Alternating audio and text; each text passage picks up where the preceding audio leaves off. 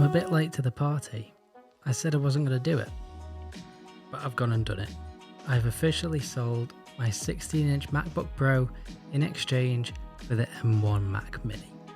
So why have I done it after all of this time saying I wasn't going to do it?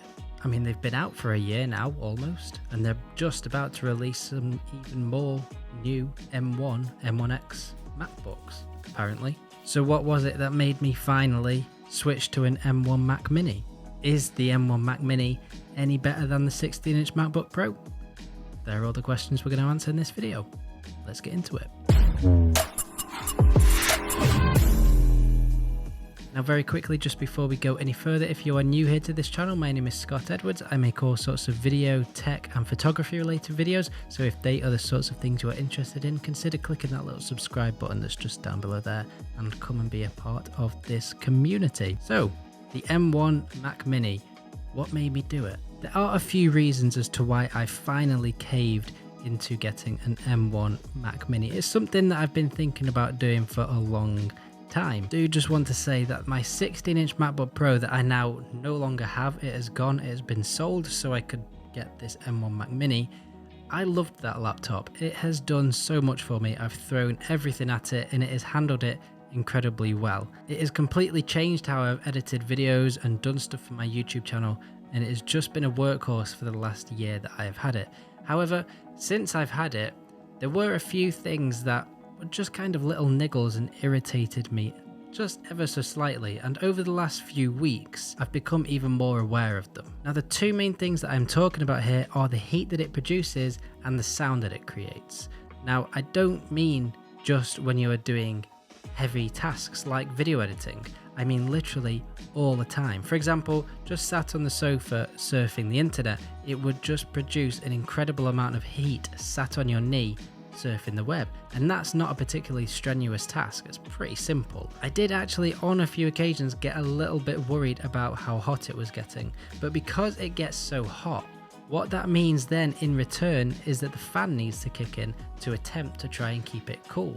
Because it gets that hot, the fan has to kick on so powerfully, produces a ridiculous amount of noise. And when you are doing more strenuous things such as video editing, then it becomes really difficult to do any editing of something such as editing sound, because all you can hear is the sound of the MacBook fan whirring away in the background. Now over the last few weeks and months, I have started to notice these little niggles a little bit more, and I think, to be honest, the fans have got louder and it does produce even more heat than it used to. So it's just kind of getting to that really annoying stage where I wanted to do something about it, which then in return got me thinking about the M1 Macs again, because since they've been released, there has been nothing but praise as to how they handle tasks such as video editing and all of these different things that they can do, and the amount of heat that it doesn't produce, and the amount of sound from the fan that they don't produce. They run completely cold and completely silently. Now because of this, the M1 Macs have always been very intriguing to me. However, I have been a little bit tentative because it is a first generation product. You don't know what they are going to be like, even though they are very good. They've been out for about a year now, but I was very tentative about switching to an M1 MacBook. All I can say now though is I wish I hadn't been, because it's genuinely incredible. All of the reviews of these M1 devices have been incredibly positive, and I mean in terms of things like the speed of them, the efficiency of them, the power they are capable of producing. The battery life on the MacBook Pro and the MacBook Air is insane, and they are just very, very impressive devices considering they still are a first generation product. Now I have over here sat under my monitor the cheapest M1 Mac Mini that you can buy. It is the cheapest computer that Apple makes. It is the 8GB RAM model with 256GB of storage, the very baseline model. And I can say easily, and this kind of breaks my heart a little bit, because it is so much cheaper than my 16-inch MacBook Pro was. The specs are less than the 16-inch MacBook Pro was, and still it outperforms the MacBook Pro 16-inch. I find that really difficult to say, and I'm still, even after having used this device for about a week now, I'm still having trouble grasping that because of the price difference and because the specs are so much less. I don't understand how Apple have done it, but it does genuinely keep up with the 16-inch MacBook Pro, if not outperforming it in a lot of ways. And that MacBook Pro was more than 3 times the price of this. That is slightly depressing, isn't it? Now, because the specs of the M1 Mac Mini don't look as good on paper as the 16-inch MacBook Pro, it's natural to think that that computer won't perform as well as the 16-inch MacBook Pro. That was what I was worried about. I almost felt like I was taking a bit of a backward step, because I always thought that my next computer, whenever I bought it in the future, would have more RAM, more storage, more impressive graphics and all of that, and just be a much higher spec computer. Because of the things I do a lot of video editing.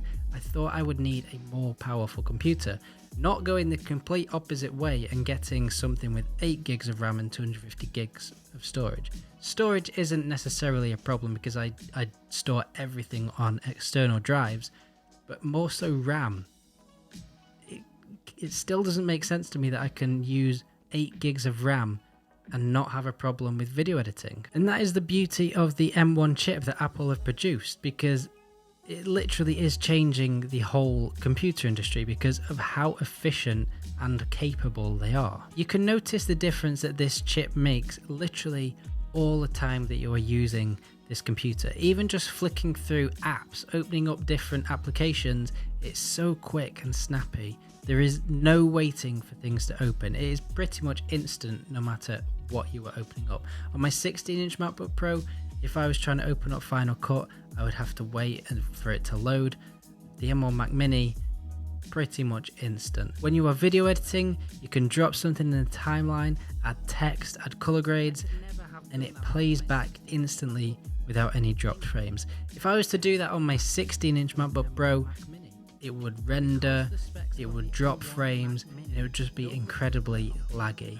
I could never have done that on my 16-inch MacBook Pro without a lot of slowing down and drop frames. It really is crazy. It's got 8 gigs of RAM. That's the least you can get. It's mind-blowing. The most impressive part of all of this as well is, as I mentioned, the 16-inch MacBook Pro used to generate a ridiculous amount of heat and noise. This runs completely silently and completely cold. The other day I did my first big video edit on it, and it was a video filmed in full 4K. It had color grades, it had LUTs, it had titles and texts. It was about 15 minutes long and it just stayed completely cold. I did not hear the fan once. There is a fan in it. I didn't hear it once, and it exported and rendered in the same amount of time, if not a tiny little bit quicker than my 16-inch MacBook Pro would. As I mentioned before, I've watched a hell of a lot of videos on these M1 Macs because I'm a bit of a geek. I like geeking out on this sort of stuff. But even though everyone says they run cool, there's no fan noise at all, I did genuinely think, just how quiet can it be? Just how cool can it run? I always thought that there would be a bit of a catch, that it would heat up and you would occasionally hear the fan. Nope, nothing. I don't think it's until you use it in person that you realise just how quiet and cool it is. When you actually use it and see it for yourself, it's mad. It really is. That's £700, the cheapest computer that Apple makes, and yet it's keeping up with computers that are thousands of pounds. Mind-blowing. With these computers still being a first generation product, I think it's incredible to think, what are these computers going to be like 3, 4, 5 years down the line? If they are this powerful now, what are we going to be seeing in the next few years? Even in the next few weeks, maybe, when they release the M1X or M2 MacBooks, whichever they decide to call it. I think Apple are doing something pretty exciting at the moment with MacBooks. And I think it's probably making other computer manufacturers think twice about what is possible. Who knows? I think it is incredible what the future holds with all of these computers. That's me completely geeking out. But there is a few reasons as to why I did decide to switch to the M1 Mac Mini over my 16-inch MacBook Pro. As much as it is slightly depressing as to how much cheaper it is, it's definitely worth it. I love this M1 Mac Mini. I think it's probably my favorite computer I have ever used. If you're still looking or deciding to go into getting an M1 Mac Mini, go for it. You've got nothing to lose. So yeah, if you like what you see in this channel, don't forget to click that little subscribe button just down below there. Give this video a thumbs up if you like what you see, and I shall see you all very soon in another video.